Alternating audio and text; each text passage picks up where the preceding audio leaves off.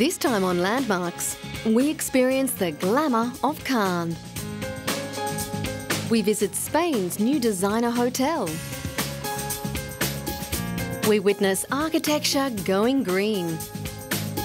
And finally, we take celebrating New Year to new heights. But first, we marvel at man's ingenuity in constructing tall buildings, so the emergence of a long disappeared island certainly qualifies as a landmark. In late 2006, a series of spectacular Mount Etna eruptions in Sicily saw the island, last seen in 1831, reappear. What's happening today in the Channel of Sicily, where once stood the Ferdinandea Island? As we noticed during our last diving expedition in the area, we found that the island's tip, that should be 8 metres under sea level, is now 5.9 metres. It's as if the island is trying to re-emerge. The island has emerged 4 times over the centuries, with underwater volcanic eruptions first recorded during the First Punic War of 264 to 241 BC. The last emergence on July 2, 1831, caused months of international wrangling over the island, with 4 nations making territorial claims, including Britain, Spain, and the Bourbon Court of Sicily. The rock, which rose some 65 metres above the surface and had a circumference of around 5 kilometres, emerged in a very strategic location. The British rushed to claim it as Graham Island, while Sicily's King Ferdinand II called it Ferdinandea.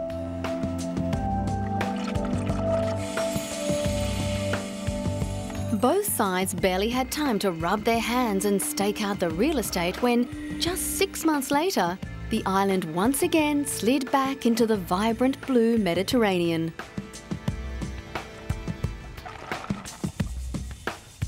Volcanic eruptions in southern Italy are, of course, not a new occurrence. In 1944, as hostilities raged during World War II, it was the site of probably the most famous eruption in modern history, Mount Vesuvius.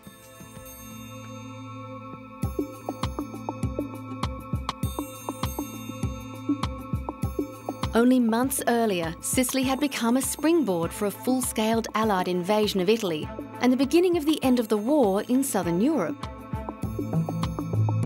In 79 AD, the Roman city of Pompeii was engulfed by an explosion so violent and so sudden that its inhabitants and all their possessions were buried in volcanic ash. Much later, the disaster became a unique treasure trove for archaeologists. The city buildings and the corpses of many people had been perfectly preserved. Pompeii has provided a unique window into everyday Roman life. Superstitious Italians say the 1944 eruption was the mountain showing its anger at the war's violence. More than 150 bombs fell on Pompeii, destroying many unique objects.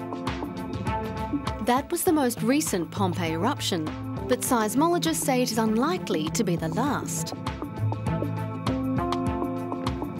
Fishermen in the local town of Sciacca have been told about the island by their parents. Like many islands in the Mediterranean, it has been occupied for millennia and has its own folklore and traditions. Whichever name you would like to call it, the Graham Island or Ferdinandea, it has been an infrequent visitor on the doorstep for thousands of years. And of course, in a Mediterranean fishing community, mysterious comings and goings are always accompanied by local myths and superstitions. The locals have a special explanation on why it disappeared. Our fathers say that once this island emerged and someone put a flag on it,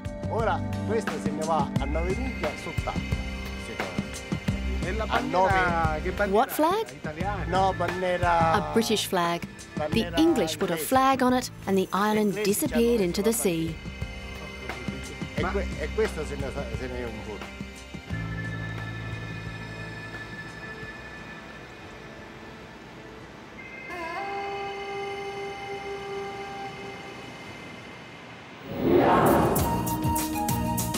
Coming up, the Cannes Film Festival.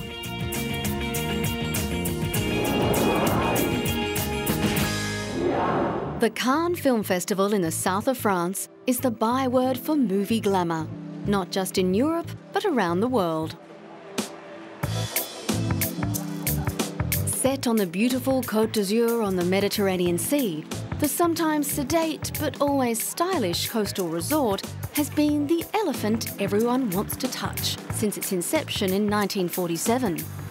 Each year, careers are made and lost, movie deals brokered and broken, film styles created and rejected, and once or twice, even political revolution has sparked.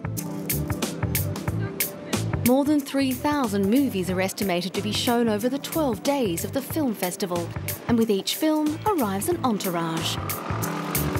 Journalists, film crews, producers, directors, movie stars, and of course, the fans and those dreaming of getting that big break. At least 12,000 people are directly involved, while many more sweep through the festival streets on a daily basis. But despite the romance, Cannes is a convention centre, and like big events, it requires organisation and a precision team. Those who can afford it or are important enough stay at the big-name hotels. This is the sitting room. I'm gonna take you to the master bedroom. This room at the Carlton Hotel was being prepared for the head of the Cannes film jury, Hong Kong director Wong Kar-wai. This room is gonna be his bedroom with the same beautiful view on the sea. Wong Kar-wai is a very gentle person and he didn't ask anything yet. So we are waiting for him in 15 minutes now. And we just prepared a VIP treatment with champagne, fruits, petit four from the chef, and we didn't have any special request. Wong wasn't far away and was looking forward to his 15-day stay at the hotel. Very happy, very honoured. The Majestic Hotel, a few steps from the festival's heart, the Palais, is also preparing for the arrival of one member of the jury, American actor Samuel L. Jackson. Renowned French actor Gerard Depardieu and US director Tim Burton will also be their special guests. Flowers or chocolate sweets are on display in their rooms, which overlook the sea, spotted with yachts. The festival business is important for the Riviera resort hotels. In the case of the Majestic, it represents between 12 and 15% of the hotel's annual revenue. We have exceptional quantities of food. We have tens of thousands of bottles of champagne, several hundred kilos of caviar, several hundred kilos of lobsters, foie gras, and so forth. It is a huge volume because this year again we will be organising the closing dinner with 700 people in the Ambassador's Room at the Palais and 800 people on the Majestic Beach. So we need quite an organisation, but at the same time we must have high quality products, which is the privilege of exclusive hotels like our hotel. And having seen the rich and famous up close, is it true Jack Nicholson likes to do his own thing? He gave his security guards the slip to walk to the red steps on his own like a big boy. He probably walked 4 meters away from the Majestic and was surrounded by a crowd of fans because he's not only a worldwide movie star, but also he has such a personality that he likes being among very interesting people. Cette personnalité et cette proximité avec les gens tout à fait intéressante. Most festival goers these days are oblivious to the fact that these fine 19th century hotels were very close to being lost in World War II. Like the rest of France, the French Riviera was occupied by the Nazis. The story goes that in the last days of the occupation, the retreating Germans filled all the major Cannes hotels with explosives. But a young French waiter single-handedly defused the lot, and the hotel survived. Whether the story is true or not, no one seems to know or remember. But then again, it does sound like a good plot for a movie, doesn't it? Canadian architect Frank Gehry is world-renowned for his fantastic designs. Often they are sweeping metallic giants, such as his famous Guggenheim building in Bilbao. His latest addition is a Spanish hotel. The heart of the Rioja wine region is an area usually dominated by green landscape, stretching across hundreds of acres of vineyards. But now, a huge, shiny structure has caught the attention of neighbours and visitors of the area. It's a wavy, titanium-clad structure set on the 150-year-old Marquis de Riscal bodega near the town of El Ciego, some 350 kilometres from Madrid. According to the hotel's director, Michel Nader, the sculpted metallic hulk, tinted red, gold and silver, symbolises the twisted foil discarded from an open bottle of Rioja. As you can see behind me, you have a state-of-the-art design by Frank Gehry, his second masterpiece in Spain after the Guggenheim Museum. Guests will arrive here and will discover a great place to stay. Since Gehry's dazzlingly popular Guggenheim building put Bilbao on the map, designer buildings and bridges have become popular in Spain.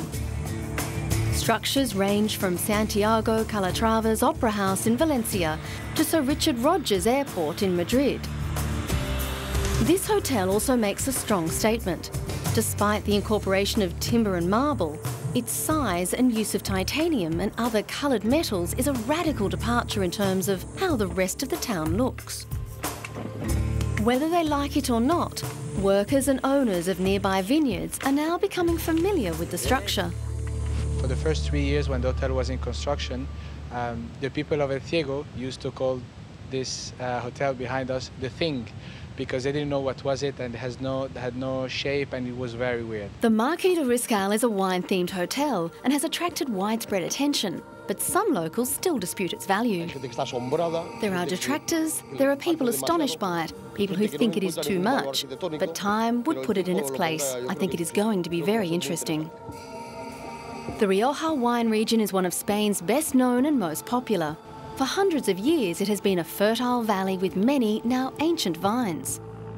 But rather than contrast that tradition, the hotel intends to embrace and build on those roots. The romantic story of the journey of the grape is brought to life. The hotel offers 90-minute wine tours, which begin at stainless steel fermentation vats and conclude in a century-old stone cellar where oak barrels line dark, mould-stained walls. For many wine lovers, the sight of dust and spiderweb-encrusted bottles stimulates the palate and captures the imagination. There is also a cooking school and 2 restaurants, one run by the Michelin-starred chef Francis Paniego. A spa will offer wine therapy treatments which include the Sauvignon massage room. The Marquis de Riscal has 43 rooms and suites in 2 buildings connected by a suspended footbridge. But there is a minority of visitors who prefer wine harvesting to wine drinking. The hotel introduced grape harvest packages. Apparently, there are many do-it-yourself tourists who think strenuous exercise is romantic. The Sauvignon massage room may just come into its own. 43 very luxury rooms and suites, a state-of-the-art spa of vinotherapy, and great culinary experience with Francis Paniego that has a Michelin star already at the Echauren. Frank Gehry's buildings are sometimes labelled postmodernist. Gehry himself disavows any association with the movement and claims no allegiance to any particular architectural movement. The Marquis de Riscal shows Gehry, who is now nearing 80, is inverting the idea that one becomes more conservative in old age. The Bilbao Guggenheim, his Walt Disney Concert Hall in Los Angeles, and the Dancing House in Prague will all ensure his legend will live long after he has gone. Coming up, architecture goes green.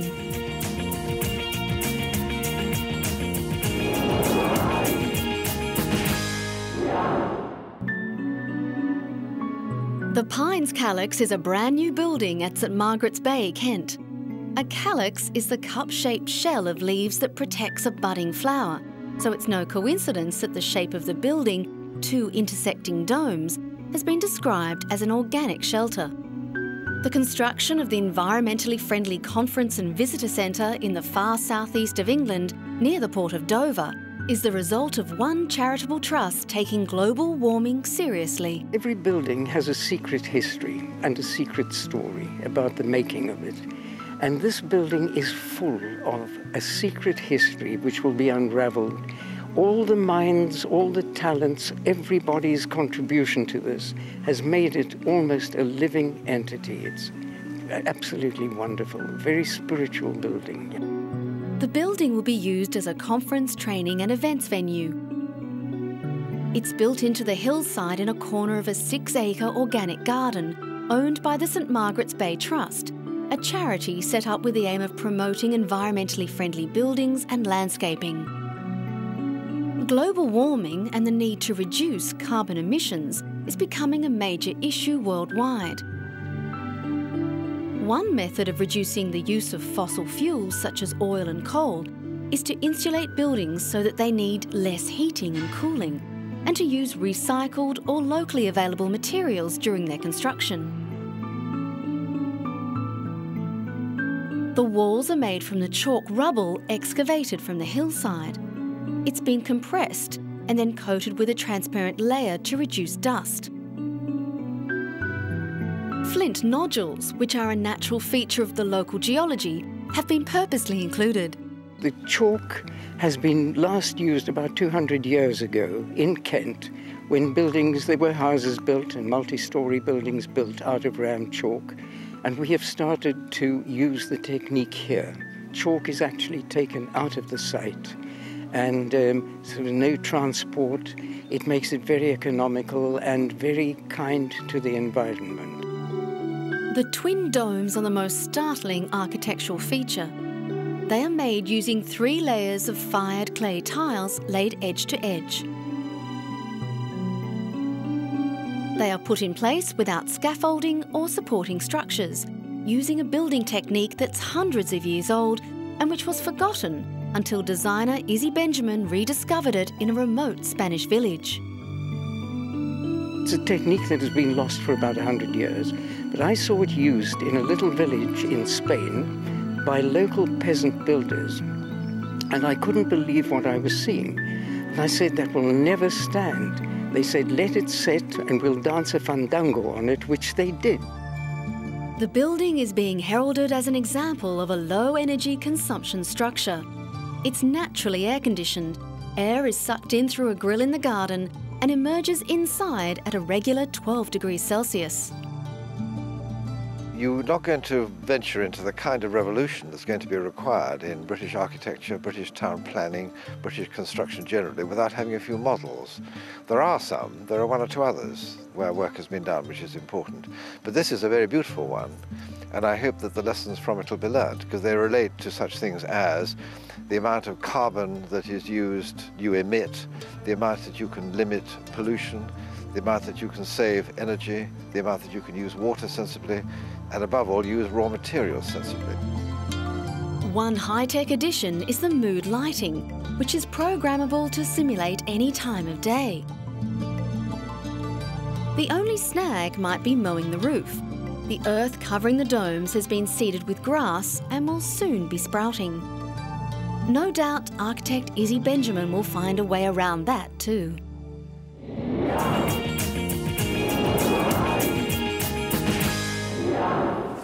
How did you spend last New Year's Eve? It's unlikely it was atop Mount Elbrus in Russia. For several years, this determined, some say crazy, group of Russians spend each new year atop the world's tallest mountains. Then again, they're doing what mountain climbers love to do, climb. The tradition began here, in their home country of Russia, atop Russia's tallest peak, Mount Elbrus, on New Year's Eve 2001. The journey was symbolic too. The dormant volcano lies near the Russian border of Georgia in the Caucasus, the recognised watershed between Europe and Asia. At 5,621 metres high, it would have been the tallest mountain in the European Union if it had been 100 kilometres to the south. The next year they moved over the border into Europe to climb its officially recognised high point, the White Mountain, Mont Blanc, in southeast France. The 4,808 metre tall mountain lies between France and Italy. The mountain has left many breathless. The exact location of the White Giant has been the source of controversy between Italy and France for centuries. Despite an 1861 treaty between France and the King of Sardinia, which set the border between the countries running through the mountain peak, France consistently has claimed the mountain as its own. Another year saw our intrepid Russian team headed to Africa for an assault on beautiful Mount Kilimanjaro in Tanzania. They wouldn't have succeeded without the help of a team of strong African porters. All mountain climbing demands respect in terms of thoughtful preparation, and good assistance are vital. Kilimanjaro is another dormant volcano with 3 peaks: Kibo, Mawenzi and Shira. Its highest peak, Uhuru Peak, on the volcano Kibo, rises to 5,895 metres, making it the tallest freestanding mountain rise in the world. The climb to Uhuru Peak is considered to be a relatively straightforward job. However, altitude sickness stops many. Approximately 15,000 people a year attempt to climb these mountains, but only about 40% reach the summit. As you can see, our Russian friends succeeded. More vodka was to be drunk. This year, the climbers ushered in the new year by reaching the top of Aconcagua in Argentina, the tallest point in all of South America. When midnight struck, they were raising a toast from the summit, 6,958 metres above sea level, making it the highest summit outside of Asia. This experienced climbing team is meticulous in their planning. From their base camp, they begin at a gentle pace. The mountain is part of the Aconcagua National Park. Like all their climbs, they are in beautiful country. This mountain has a number of glaciers. Unlike the other peaks they have climbed, Aconcagua is not a volcano. It is situated in the Argentine province of Mendoza, just 15 kilometres from the Chilean border. And if you think climbing is beyond you, I don't know if this piece of information will make you feel better or worse.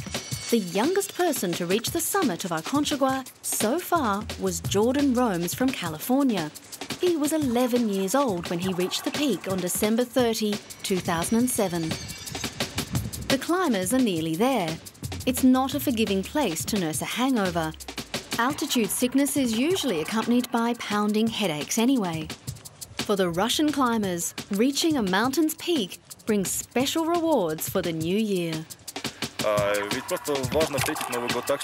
It's important to celebrate New Year's in such a way that you have no regrets. And it's beautiful in the mountains. It's a place where time and space converge.